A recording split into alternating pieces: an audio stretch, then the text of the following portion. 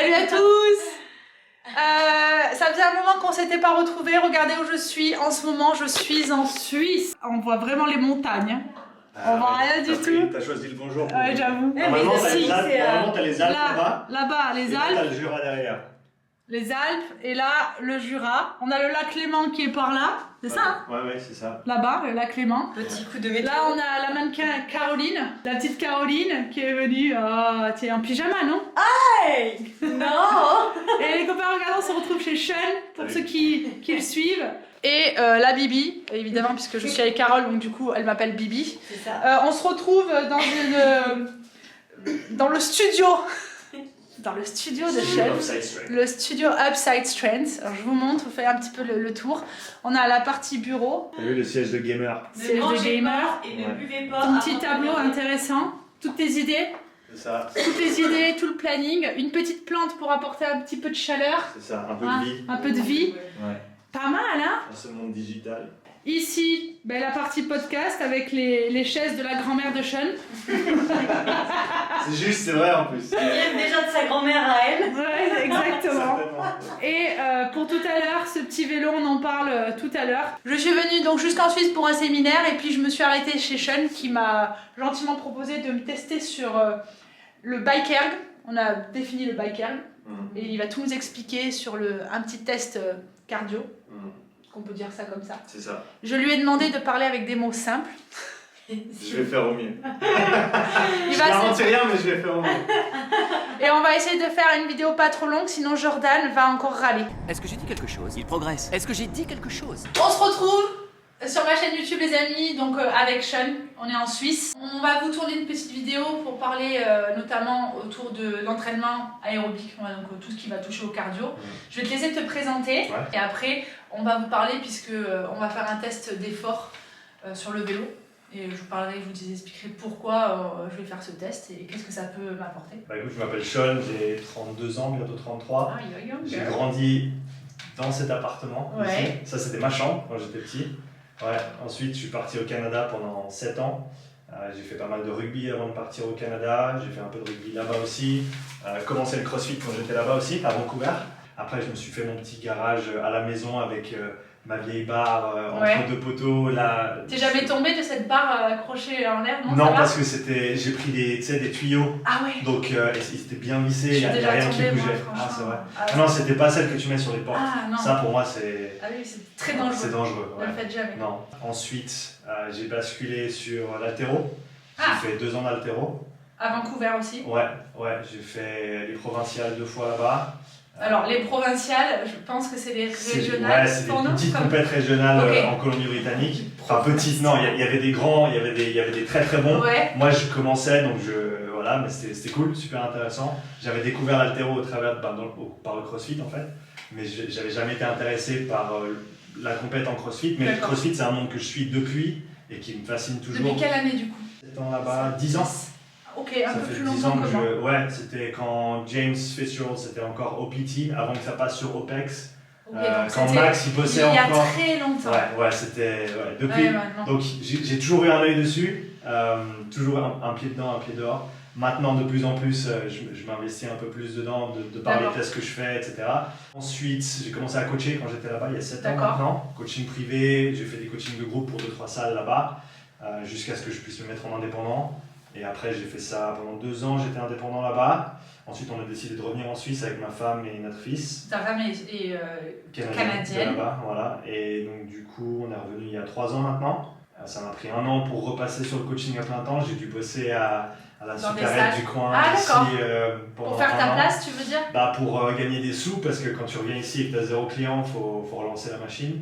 Donc ça m'a pris 1 an pour vraiment me remettre Pour te dedans. remettre. Ouais. Et donc depuis, j'ai développé pas mal de réseaux ici avec mes clients, beaucoup de coaching privé, beaucoup à domicile.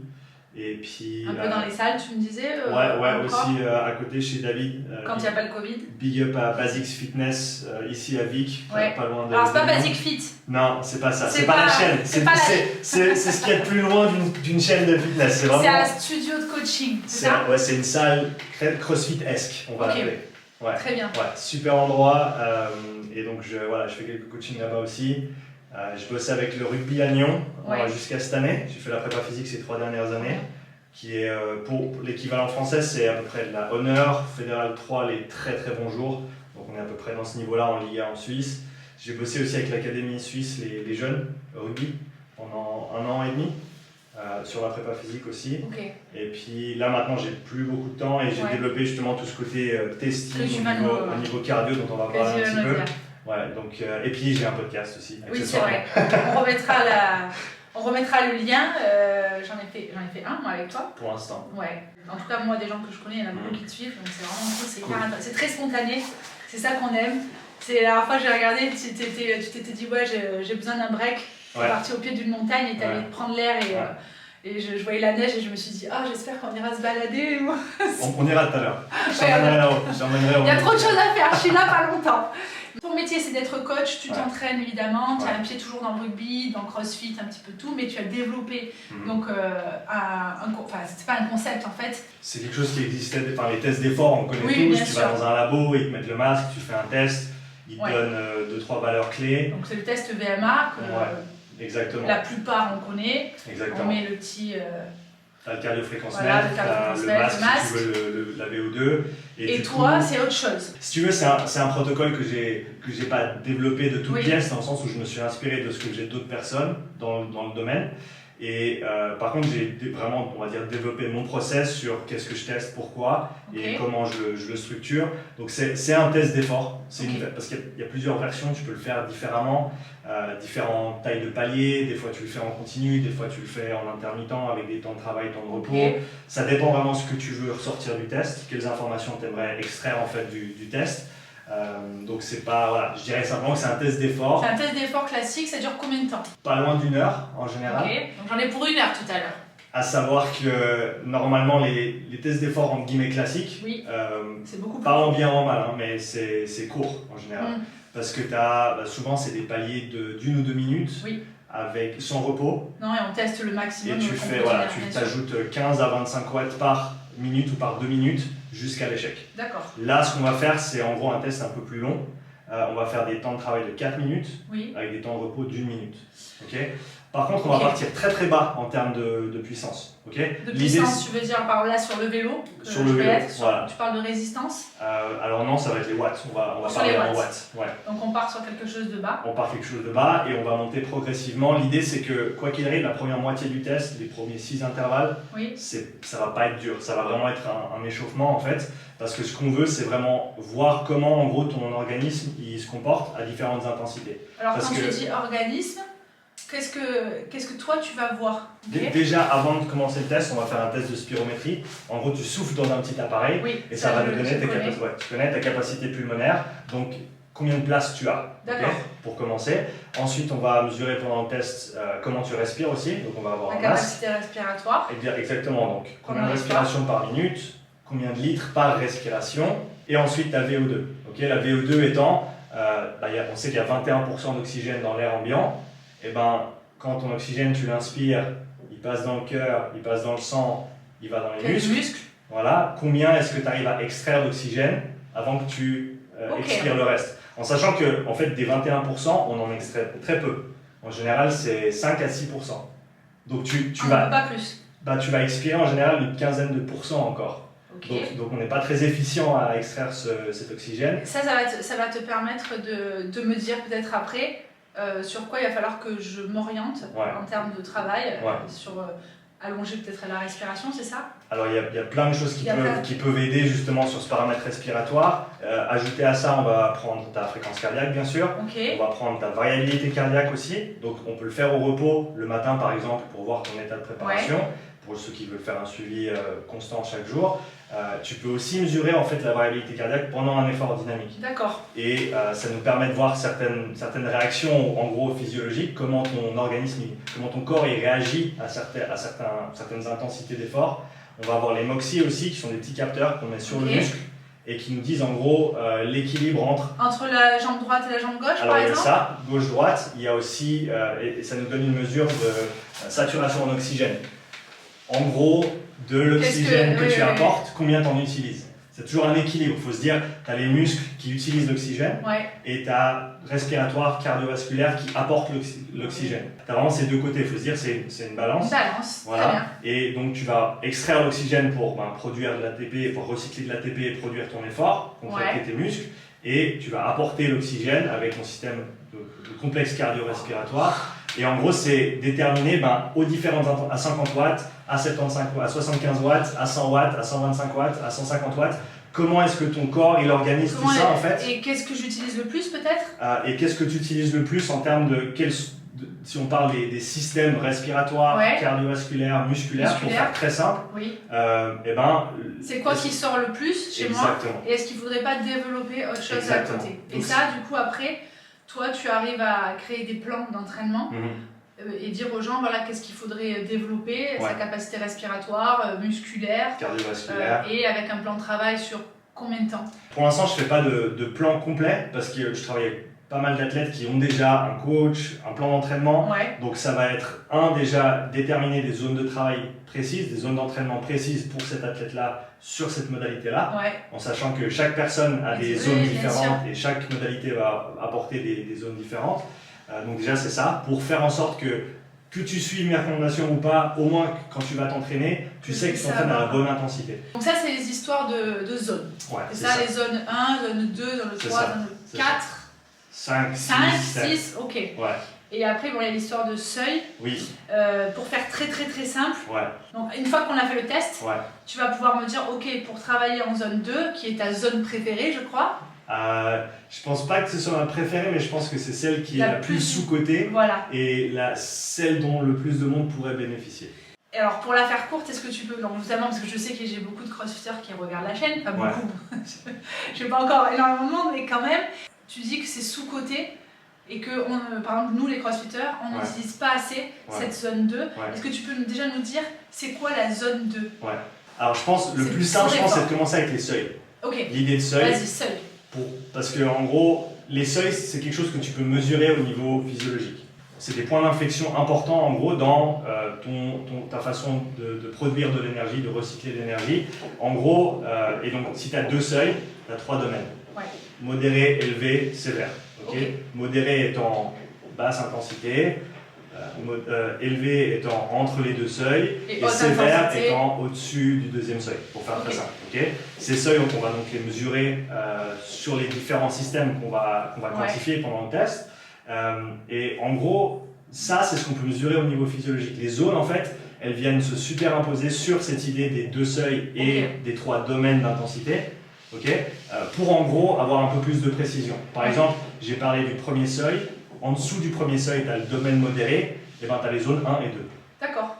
Donc ce domaine modéré, il est splitté en deux, si tu veux, où tu as zone 1 qui est récup active. C'est quoi pour toi, récup active, ça serait quoi? Pour moi, de la marche? Alors ça dépend de la personne. Pour la personne lambda, c'est de la marche. Pour moi. Pour toi, je sais pas. Pour mon athlète qui fait beaucoup de vélo, c'est 200 watts. Lui, à 200 watts, il est en récup active. Combien de temps? 1 heure. Mais 200 en watts gros, pendant 1 heure. donc pour lui, ça c'est de la récup active. Pour moi, je serais déjà en dessus de mon premier seuil. On est d'accord. D'accord. Donc moi, je serais déjà en zone 3, lui, il est encore en zone 1. Donc c'est là où c'est important d'avoir les bonnes zones pour les. C'est pour ça que c'est important, en tout cas pour ceux qui veulent progresser, que ce soit sur du crossfit ou, moi en l'occurrence des triathlons, tout ce qui va être sport d'endurance. C'est important de mesurer d'abord nos seuils et ensuite de travailler avec les zones pour savoir où est-ce qu'on doit aller pour pouvoir progresser. On peut parler après d'une façon assez simple de déterminer ces seuils, d'estimer ces seuils sans matériel. Vas-y. Mais en gros, ça va être basé sur la respiration. En dessous du premier seuil, dans ce domaine modéré, zone 1-2, tu as une respiration qui est très aisée. En gros, tu peux tenir une conversation. Exactement. Ça, on en a tous entendu parler, et c'est vraiment ça. En dessous de ton premier seuil, tu as une aisance respiratoire. Très bien. Entre tes 2 seuils, dans ce domaine élevé, tu as une respiration qui est structurée, qui est soutenue, mais qui n'est pas maximale. Donc, ça, tu peux tenir des petites conversations. Est-ce qu'on peut parler de BPM? On peut, mais encore une fois, ça va être complètement dépendant de la personne. En dessous de ton premier seuil, zone 1, zone 2. Après, tu as cette transition zone 3, qui est en dessus de ton premier seuil, entre les deux seuils, ok? Seuil 2. Seuil 2, Ouais. qu'on appelle seuil, quand tu parles de travail Ouais, d'endurance et que tu dis je vais travailler au seuil. Au seuil. En gros, c'est ce qu'on C'est la appelle plus connue zone Ok. 4. D'accord. Zone 4, c'est le seuil en gros. Ouais, C'est ce deuxième seuil. Très bien. D'accord? Et en général, tu prends ta valeur de seuil que tu détermines. Il y a plein de manières différentes de les déterminer. Tu as le FTP en vélo, tu as d'autres manières de le faire. Mais en gros, tu prends ton deuxième seuil et entre 90 et 105% de ta valeur de seuil, c'est ta zone 4. Ok. Ok? Donc ta zone 4, en gros, c'est ton seuil, autour de ton seuil. Ok? Tu me suis? Oui, ça là c'est bon, je suis. Et ensuite, après, tu passes sur le domaine sévère. Et seuil donc là, 3. alors, on ne va pas vraiment parler de seuil 3. Au niveau métabolique, au niveau physiologique, le seuil 2, tu le vois clairement. Ouais. Et ce qu'il y a ensuite, c'est le domaine sévère. Okay, donc là, on est en zone 5. Donc là, on est purement dans la haute intensité. Donc là, en gros, tu vas arriver à ta VO2 max. Okay, que tu sois 10% au-dessus de ton seuil ou 30% au-dessus de ton seuil, tu vas atteindre ta VO2 max. C'est juste une histoire de temps. Okay, ça, je vais y toucher pendant le test. Ouais, ça, on va y aller. Mais il faut se dire que tu vois, on y sera qu'une fois que tu passes ton deuxième seuil. Ok. Donc avant ça, en fait, tout le travail qu'on fait en dessous de ton premier seuil, entre les deux seuils, ça va pas être super difficile. Tu vois, on parle de en dessous de ton premier seuil, on est jusqu'à peut-être 4, 5 en RPE. Ensuite, on est entre 6 et 8. Et une fois qu'on passe ton deuxième seuil, et ben là, on va commencer à basculer dans du 8, 9, 10. Oui. Okay, Donc ça, tu vas le voir avec la machine que tu utilises. Ouais, les outils. Moi, je vais le ressentir, je suppose. Oui. Je pourrais garder ma montre pour avoir un visuel. 100%. Ça, il n'y a pas de problème. Non. Ça me permettra aussi de jauger pour voir un petit peu. Parce que j'aime bien travailler avec la montre. Mais... Bah, on aura tout, de toute façon, moi t'auras le cardio-fréquence-mètre. Ok. On aura... J'hésitais à prendre le mien, je savais pas si. Ah, j'en ai plusieurs. Ah ouais. Ouais. bien. Voilà, on va tout quantifier. Et ensuite, comme je te disais avant, on aura tes zones d'intensité, tes zones d'entraînement, qui sont basées sur ces deux seuils. Et ensuite, on aura quelques idées de qu'est-ce qu'il faut prioriser dans tes entraînements. Parfait. Moi, je pense savoir, par exemple, je sais que sur le vélo, je ne sens pas mon cardio. Je ne trouve pas ça difficile d'un point de vue respiratoire ou cardiovasculaire. Par contre, j'ai mal aux jambes. D'accord. Bah, ce serait intéressant de voir justement comment ces différents systèmes s'organisent et interagissent pour déterminer qu'est-ce qui pêche en fait. Tu vois. Donc j'imagine que ce qui pêche, on va pouvoir l'améliorer avec les tests que tu vas faire. Et ça te permettra de me dire dans quelle zone il faudrait que je passe le plus de temps. C'est ça. Et en général, c'est presque aussi simple que de dire en gros, regarde ta programmation de manière générale et se dire est-ce que tu fais du travail de basse intensité, est-ce que tu fais du travail de haute intensité, est-ce que tu fais tout ce qui est crossfit, ça, je sais que tu en fais beaucoup, tout ce qui est renforcement, tout ce qui est récupération. Et en gros, en regardant déjà simplement la prog de la personne, ça me dit plus en général que le test en lui-même. Il y a beaucoup de gens qui s'entraînent beaucoup, mais qui peut-être ont peut-être pas pris le temps. Bon, j'ai aussi peut-être l'avantage d'avoir une perspective qui est extérieure. Tu vois, je suis pas leur coach, je suis un intervenant externe, et donc j'ai la possibilité de mettre les choses à plat et de me dire objectivement, voilà, est-ce qu'il y a toutes les pièces qu'il faut pour la performance voulue. Et donc en général, ça apporte pas mal de réponses déjà. Et ce qui était intéressant que tu me disais, c'est que clairement, vu qu'en plus tu es extérieur à tout ça, par exemple, moi dans ma programmation, tu me disais, tu pourras caler 2-3 sessions par semaine, vu que ça va être probablement de la basse intensité sans que ça perturbe ma programmation actuelle. Ça ne pourra pas interférer ou me fatiguer. Ça dépend quel type d'entraînement. Tu vois, si d'un coup on voit qu'il te manque du travail à haute intensité, oui, je vois. Et ben là peut-être que en effet il faudra parler avec Hello et voir qu'est-ce qui peut être placé dans l'entraînement. Mais ça, de toute manière, je lui donnerai les résultats. Ça sera à elle aussi de se dire ok, là on va enlever ça, puisque quoi qu'il en soit, j'ai ma programmation cardio dans ce qu'elle me propose. Maintenant, si évidemment il y a un truc qui pêche et que toi tu peux m'aider à exploiter, ça sera beaucoup plus intéressant de l'incorporer dans la programmation. Mais ce que je vois en tout cas de manière générale, et avec les tests que je fais de plus en plus avec des crossfitters notamment. Oui, parce que tu as reçu beaucoup de crossfitters. J'ai de plus en plus de crossfitters qui font les tests et qui sont intéressés justement, qui veulent peut-être mettre un focus spécifique sur leur cardio ou sur une machine en particulier. Ça peut être le bike, ça peut être le rameur ou autre. Ils ont tous le même ressenti que là, moi, quand je te le dis, genre, ok, il nous manque un truc.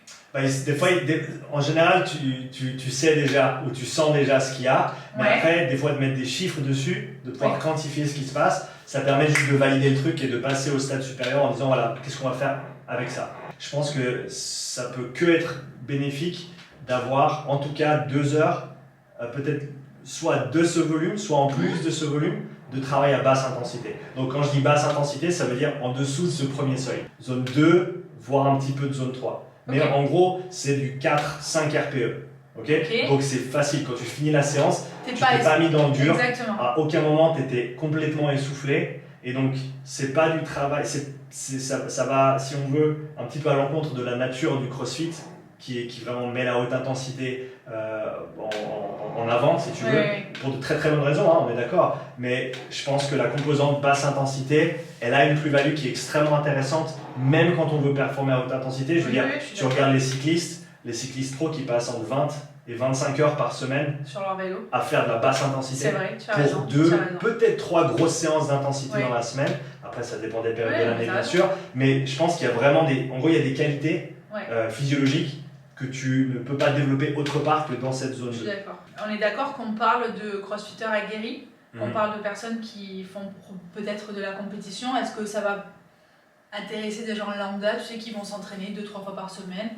Je pense que pour eux, ça peut-être même pas besoin de prendre la forme de travail sur une machine. Ouais. Ça peut être, va marcher Va marcher, 2, 3, 4 heures on par est d'accord. semaine. Ça Ou semble dans le beaucoup. week-end. Le week-end, va Voilà. faire une marche en montagne le week-end. Ça sera plus pour le monsieur, madame, tout le monde qui Mhm. travaillent beaucoup la semaine, Mhm. qui ont une famille à gérer, une vie Ouais. privée, une vie Ouais. sociale, etc. et qui veulent se tenir en bonne santé. Mhm. Ils font 2-3 sessions de renfort ou de crossfit, peu importe, dans la semaine. Et Mhm. puis, comme tu dis, un peu d'activation en zone 2, tranquillou, le week-end ou même la semaine. Par contre, des gens un peu comme moi qui vont toucher à la compétition, Mhm. ça peut être intéressant d'intégrer ce type de travail.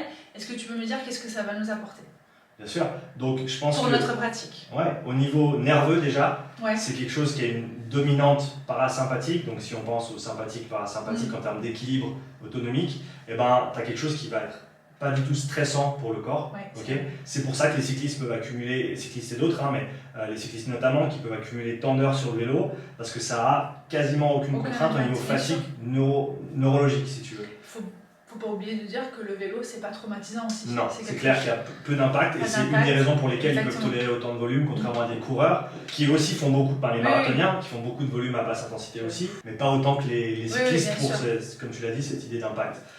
Donc il y a cet aspect nerveux qui est extrêmement important à comprendre Ouais. à mon avis, parce qu'en gros ça te coûte rien Oui, c'est vrai. de faire ce travail à basse intensité. Ça va pas te rajouter une charge Alors ça ne coûte supplémentaire. rien, ça demande juste de la discipline. de la discipline. Parce C'est- que voilà, C'est le plus dur.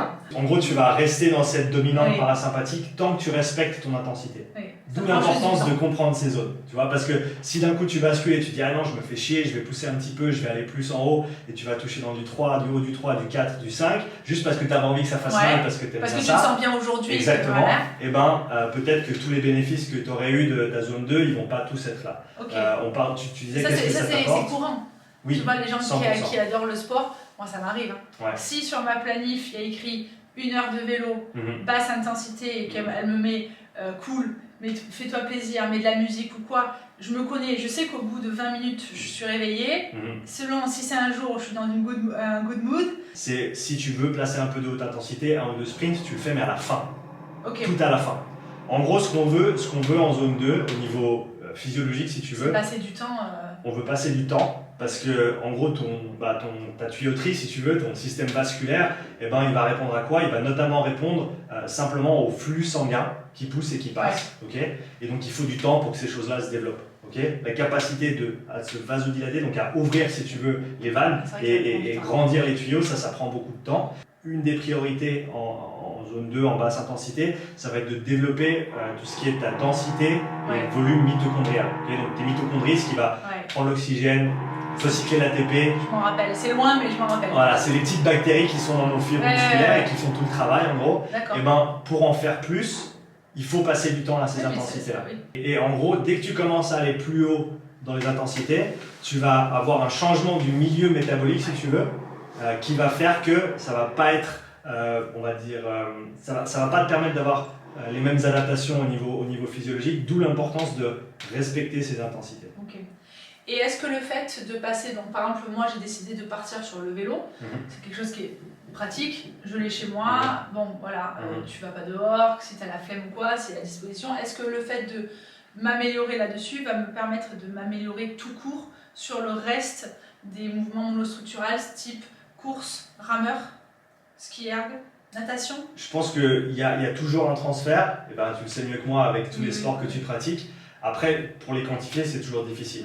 Mais je pense que de toute façon... pour la capacité respiratoire, ça va m'aider. Alors, soit respiratoire, soit même musculaire. Enfin, il y a plein de choses qui vont être travaillées sur le vélo. Et à mon avis, si c'est jamais une mauvaise approche, et je pense que bah, tu le sais avec tes programmes d'accès gymnastique, juste passer un petit peu de temps et se focaliser sur un truc et essayer de le faire bien, de manière structurée et progressive dans le temps, tu vas avoir des retours qui sont conséquents. Mais ça se transfère sur d'autres choses. Exactement, ça va être transversal. Après, comme tu le dis, sur les autres modalités en cardio, il va y avoir un transfert. C'est clair qu'il ne sera certainement pas aussi prononcé que sur le vélo en lui-même, mais tu peux en tout cas, il sera utile, ça sera bénéfique. Bah, nous, en gym, en tout cas, c'est le retour que j'ai de mes programmations. Toutes les personnes qui suivent ma prog, une des premières choses qu'ils vont me dire au bout de certains mois, parce que ça ne se fait pas en 3 semaines, je tiens à le rappeler, c'est au bout d'un certain temps, au bout de quelques mois, les gens me disent, c'est bizarre, j'ai supprimé un peu les WOD, la force et l'haltéro, et je retouche à une barre et je me sens beaucoup plus structuré, beaucoup plus fort du centre du corps, et je leur dis, bah, c'est normal, parce qu'en gym, on fait tellement de renforcement musculaire du corps,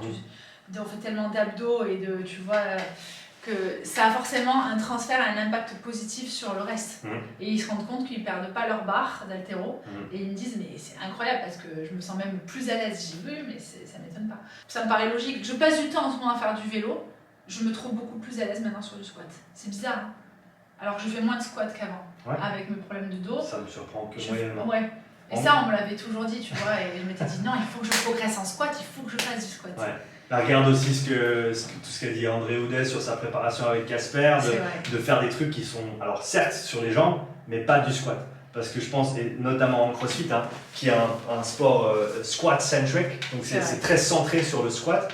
La moitié des mouvements que tu vas faire, il y a un squat qui est inclus dedans, que ce soit avec une barre ou pas, c'est ça, un pattern de squat si tu veux. Et donc il est tellement fait que de faire plus de exactement ça, ben, c'est rarement ce qui va te permettre de passer un cap. C'est vrai. Et donc de faire quelque chose d'autre, comme tu parles toi de faire du vélo pour être meilleur en squat, Casper qui parle de faire des hack squats, qui fait de la musculation. On le voit avec ses presses. Exactement. Et c'est génial quand on s'ouvre un peu. Et je pense que c'est l'extension naturelle, si tu veux, ou normale du CrossFit, qui se veut touche à tout, mais qui, de par la culture, de par la nature des compétitions aussi, a peut-être exclu certains aspects du développement physique et physiologique, mais qui en fait, maintenant les gens se rendent compte que il n'y a pas que les 50 mouvements qu'on voit en compétition qui peuvent nous... Bien sûr. C'est que dès qu'on se rend compte qu'on est bloqué quelque part, on va chercher à exploiter autre chose. Pour finir par rapport à introduire un peu plus d'aérobie pour nous les crossfitters, c'est quelque chose que tu conseilles? Je pense que si tu n'en fais pas du tout, je pense que ça peut que être bénéfique. Les retours que j'ai eu jusqu'à maintenant avec les crossfitters que j'ai testés qui ont appliqué ce genre de travail, c'est meilleure tolérance au volume de la semaine. Donc pour ceux qui ont des charges de travail assez élevées dans la semaine, même sur c'est quoi pour toi une charge de travail? Ça va toujours être relatif, tu sais qu'il y en a qui s'entraînent 3 fois par semaine, il y en a qui s'entraînent 3 fois par jour, donc ça va vraiment être vraiment dépendant. Mais à partir du moment où tu t'entraînes une fois par jour, c'est qu'on est sur du volume. Je pense que c'est comme ça que je le vois. Exactement. Si tu commences à sentir en fin de semaine que tu as un petit peu de peine à faire le travail parce que tu es fatigué de tout ce que tu as fait jusque-là, et ben là peut-être que tu pourrais mieux tolérer ce volume de travail et même avec juste 2 heures de travail en basse intensité dans la semaine. J'ai vu des crossfitters qui me disaient avant, vendredi j'arrivais, c'est le jour où ils faisaient le team workout, c'est le jour où ils devaient vraiment se mettre dans le rouge et ils étaient fatigués et après un mois et demi, 2 mois de zone 2, ils me disaient maintenant j'arrive le vendredi, je suis frais, je suis bien, ils dorment mieux, ils récupèrent mieux, donc il y a pas mal de choses qui sont impactées par ce travail. À quel moment de ta semaine tu introduis ce travail sur zone 2 par exemple? À quel moment de ta semaine? Je pense quand tu as le temps. C'est déjà le premier truc parce que le plus dur c'est le planning des gens. C'est 1 heure quoi qu'il en soit. Je pense qu'il faut se dire que c'est minimum 30 minutes. Mais ça demande pas d'échauffement, tu vois ce que je veux dire? Ah non, tu te poses dessus, tu fais 5 minutes tranquillement et après tu te mets gentiment à ton intensité cible Et puis tu peux jouer sur d'autres paramètres, tu peux jouer avec des RPM, Oui, tu bien peux sûr. jouer avec 10 watts, 20 watts en dessous, pour varier un petit peu, pour pas que tu sois juste toujours Oui. à la même puissance tout le long. Donc plus milieu de semaine. Il y en a qui aiment en début, il y en a qui aiment au milieu. Je pense que tu peux le répartir comme ça te convient. Et je pense que de toute façon, ça va prendre du temps. Donc, il faut te dire quand est-ce que j'ai du temps. Ouais. Et encore une fois, ça va avoir très très peu d'impact sur les autres entraînements, de par l'intensité qui est basse. Et donc, Est-ce qu'on peut le faire du coup à la fin d'un entraînement? alors tu peux le faire à la fin d'un entraînement. Le seul astérisque que je mettrais, alors il y a ça. la recharge glucidique peut-être. Alors il y a peut-être ça, il y a aussi... Non, parce que en fait du coup faire de la basse intensité avec des stocks de glycogène qui sont bas, ça a un impact positif également. Oui, parce que c'est là où on va brûler un max de calories. Un max de graisse. Oui, un max de graisse. Ouais, mais comme tu le dis, en gros... Ça va puiser quoi. Ça va puiser, mais en gros c'est une des choses qu'on essaie de développer avec cette basse intensité, c'est la capacité de tes mitochondries à utiliser des graisses. Okay. Donc pourquoi pas après un entraînement? Alors tu peux, mais ça dépend de quel type d'entraînement. Il faut te dire que, en gros, si tu fais un gros WOD où tu étais vraiment dans le mal, le milieu métabolique que tu as créé de par cette haute intensité, il ne va pas nécessairement être concordant avec les adaptations qu'on recherche.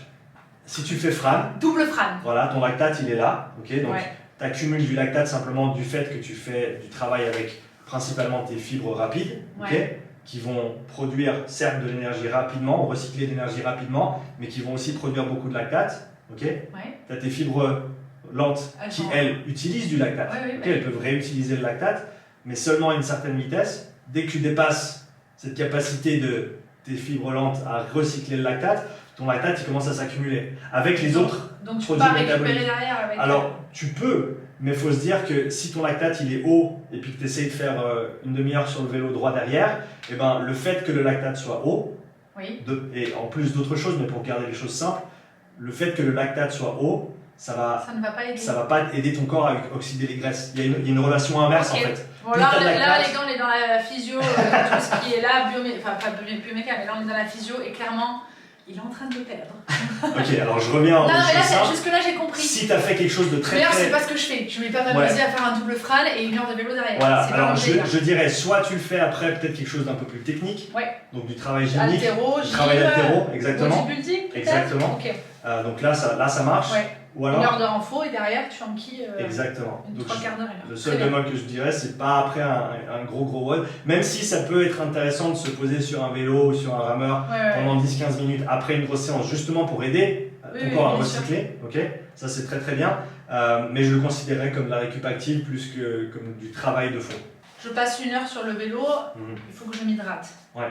Est-ce que tu vas rester sur quelque chose de complètement simple et naturel de l'eau, ou est-ce que tu vas carbohydrates, mettre un peu de sucre? Je ferai rien en dessous de 90 à 120 minutes. Rien d'autre que de l'eau. Donc, les amis les crossfitters, non parce que je vois les gens, tu sais, quand ils se disent ouais, ils m'ont fait 30 minutes de vélo et qu'ils boivent leur... 40 grammes de glucides. Ah là, j'en peux plus. Une fois, dans le contexte de travail de zone 2, où on veut utiliser des graisses, eh oui, donc ben, il ne faut pas en si tu rajoutes des sucres, du ben, ton corps il va faire quoi? Il va utiliser des sucres. C'est pas que c'est mauvais d'utiliser des sucres. Mais c'est que ça n'apportera pas ce qu'on recherche. C'est pas ce qu'on recherche à ce moment-là. Arrêtez avec vos boissons sucrées. Après, dans un contexte de compétition, alors attends, il n'y a pas que les boissons. On est d'accord que là, ça a sa place. Au niveau de la dextrose, est-ce que, par exemple, alors j'ai pas envie de citer de nom, on s'en fout, je dois en prendre après mon entraînement, avec mon shaker de protéines. Et puis j'ai suivi une formation il n'y a pas longtemps autour de la nutrition du sportif qui disait qu'il fallait absolument mettre de la dextrose pendant son entraînement, notamment cardiovasculaire. Ok. Qu'est-ce que tu en penses? Ça dépend de la durée de l'entraînement. Et ça dépend... Au-delà d'une heure.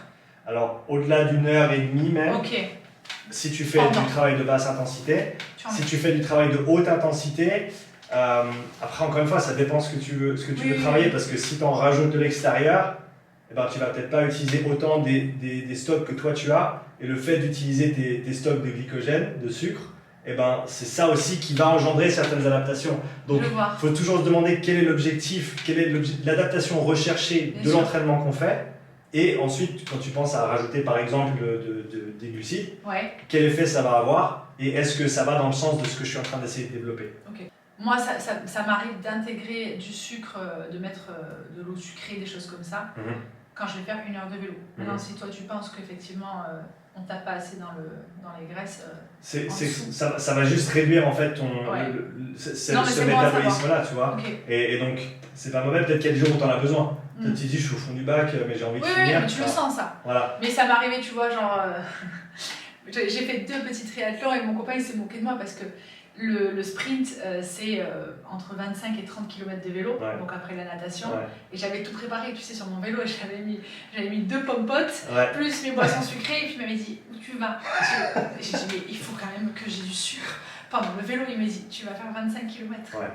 Tu vas pédaler 45 minutes, ça n'a pas besoin. Je pense que pendant l'effort, là où il faut vraiment commencer à être sérieux sur ta nutrition pendant l'effort, c'est au-delà d'1 heure et demie, où là ça commence à devenir une partie intégrante du fait aussi de l'intensité avec laquelle tu vas être. Donc, mais je pense que pour les efforts un peu plus courts, faut pas trop s'en faire.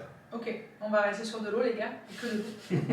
si vous avez tout compris, si vous arrivez à tout décortiquer... J'ai essayé de garder les choses simples. Non, c'était très simple, et si surtout ça vous a été utile, tant mieux quoi, c'est aussi le but. Moi ça m'éclaire aussi, ça m'aide, ça revient un peu dans quand j'étais à l'école, il y a longtemps. Ça s'est passé il y a 84 ans. Moi j'ai hâte, si tu veux, de me dire que je vais pouvoir progresser sur les ergos, parce que je pense avoir un rapport poids-puissance qui est adapté au travail d'ergo. Je suis grande, je suis assez lourde et je sais que c'est pas assez exploité. Tu vois ce que je veux dire? Et depuis les débuts que j'ai commencé le CrossFit, j'ai jamais vraiment passé du temps sur les ergos. Et en plus, ils nous sortent des ergos tous les 2 ans. Donc, c'est vrai. Moi j'ai commencé. Ils le mettent maintenant en complète l'éco. Ça y est, moi j'ai commencé, je n'avais que le rameur. J'ai découvert l'assaut bike au bout de 2 ans de CrossFit en compète. Il n'existait pas avant. Il n'existait pas avant. Après, ça a été... Le ski, ils ont je sais pas si c'était le ski ou le bike. Non, le ski d'abord. Le ski en premier, voilà. Le bike, c'est plus récent. Moi, le ski, je l'ai découvert au bout de 5 ans de CrossFit, quoi, tu vois. Après, il y a eu le bike. Il y a aussi ceux qui font le... Ça, ce sera peut-être pour une autre vidéo. En gros, il faut être efficient sur le ski. Petit conseil pour ceux qui font du ski. C'est pas de la nage papillon. Oui, celui-là. Il y a une ligne droite entre ça et ça, qui est beaucoup plus courte que de faire le tour du monde avec le bras. Et donc je pense que c'est un petit truc. Tu sais pourquoi les gens font ça? C'est parce qu'ils doivent voir les athlètes sur les réseaux sociaux. Exactement. Sur les athlètes des games, on les voit tout le temps récupérer, aller chercher sur les extrémités. Alors un petit conseil, va regarder les gars qui ont les records du monde sur les 5 km en ski et regarde comment ils bougent. Moi on m'a toujours dit, voilà, on est sur le devant, tu sais, triceps, centre du corps. Et t'as pas besoin d'aller très très loin. Parce que plus tu vas... C'est comme quelqu'un qui va faire du 2h, 9h sur le rameur. En gros, le mec il est complètement allongé en fin ici. Il y a un moment donné où l'amplitude supplémentaire va pas t'apporter autant que ce que tu penses. Et je pense que sur le ski c'est pareil, on s'en est pas encore rendu compte. Mais je te dis, c'est pas assez exploité. Non. Tu vois, c'est ça qui est dommage. Tu peux gagner tu vas gagner en efficience de mouvement. Et quand tu parles de... toi, tu le sais aussi par exemple sur le rameur, et tu as vu Jason Kalipa à l'époque qui était nul en cardio, qui a passé 1 année à faire du rameur et qui ensuite, pendant que les autres ils se crevaient sur le rameur, lui il se reposait, puis après il était monté derrière. Mais c'est comme tout, c'est qu'on passe pas assez de temps, on se dit putain oui, mais en fait il y a tellement de choses, de paramètres, tellement de choses à bosser que c'est compliqué. Moi j'ai pris la décision depuis 1 an de vraiment me développer parce qu'en fait, je me trouve tellement nulle sur le bike, alors que j'adore ça, et 2, je suis sûre que j'ai la morphologie idéale pour je vous le dis, défoncer les filles en compète. Que c'est pas normal, tu vois, je me dis, en compète, c'est pas normal que je sorte en même temps que les autres. Tu vois, je me dis, c'est pas normal. Et c'est pour ça que je veux progresser, et je sais que je ferai pareil sur tous les ergos. Parce que je pense que c'est nécessaire quand on veut toucher à la compétition et qu'on s'estime être un crossfitter complet. On se doit de savoir bouger intelligemment et correctement sur tous les domaines en fait. Et tu joues avec les meilleurs, Matt Fraser, tu regardes comment il bouge, il n'y a pas 2 cm d'excessif sur tous ces mouvements, et ça fait que sur 4 jours de compétition, il tient plus, tu t'économises des petits bouts, c'est des économies de chandelle, comme on dit dans la dans le dicton, mais au final, ça paye quoi. Mais on fera une autre vidéo. Moi, je veux bien faire une vidéo un jour sur le ski arc. Alors ça m'intéresse parce que c'est pareil. Hein. Quand tu découvres le ski arc, on te dit bon, allez, vas-y, tire. Ok, on y va. Tu tires, tu sais pas ce que tu fais. Et puis, je me rappelle, la première fois que j'ai découvert le ski, c'était quelques semaines, quelques mois avant les French de 2017-2018. Qu'est-ce qui arrive aux French? 3 km de ski arc. Et on était toutes dans le même bateau. Hein. On avait 300 DU, 3 km de rameur et 3 km de ski arc. Ah ben je peux t'arriver. Ça devait être beau. Ah là là. Si jamais dans le coin il y avait quelqu'un qui s'y connaissait, je peux t'assurer qu'il devait se dire mais qu'est-ce qu'elles font quoi. Parce que c'était pas beau. Hein.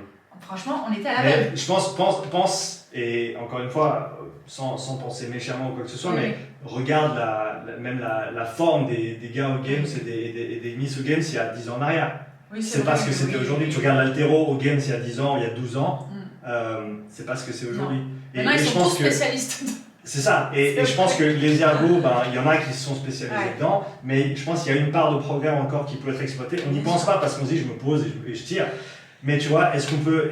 Mais je pense que les regards se tournent gentiment vers les ergos, parce que l'haltéro, on comprend l'importance d'être efficient dans son mouvement, la position, la technique, le timing. La gymnastique, c'est pareil.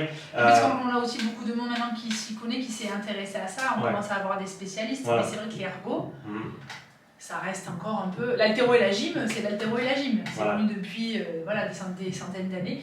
Le bike, le rameur, le ski erg, l'éco-bike, c'est quand même nouveau. Hein, je veux dire, à part l'aviron qui utilisait le rameur. Mais ça vient, je suis contente parce que moi, les ergos, j'aime beaucoup ça. Et tant mieux parce que après, les petits, ils râlent. Moi, je suis contente. Et oui, mais parce que dans les progs, ça arrive. Mais doucement, et dans les progs de compète, ça commence à arriver. De se dire, ah tiens, le premier jour, on leur ferait peut-être une espèce de triathlon autour des ergos. Alléluia, il serait temps les gars, parce que j'en peux plus moi des barres lourdes. Bref, en tout cas voilà, c'était cool. Merci. On va faire le test, et peut-être que je ferai une petite vidéo après pour voir dans l'état où je vais terminer. Mais il m'a dit que ça serait pas... Les 10 dernières minutes, c'est dur. Bon, les 10 dernières minutes, c'est dur. Mais c'est pas grave, Carole m'a fait un gâteau, un banana bread au chocolat. C'est ça. Merci, Sean. Merci à toi. À tout de suite. Et à très vite, tout le monde. On se retrouve après. Tchuss.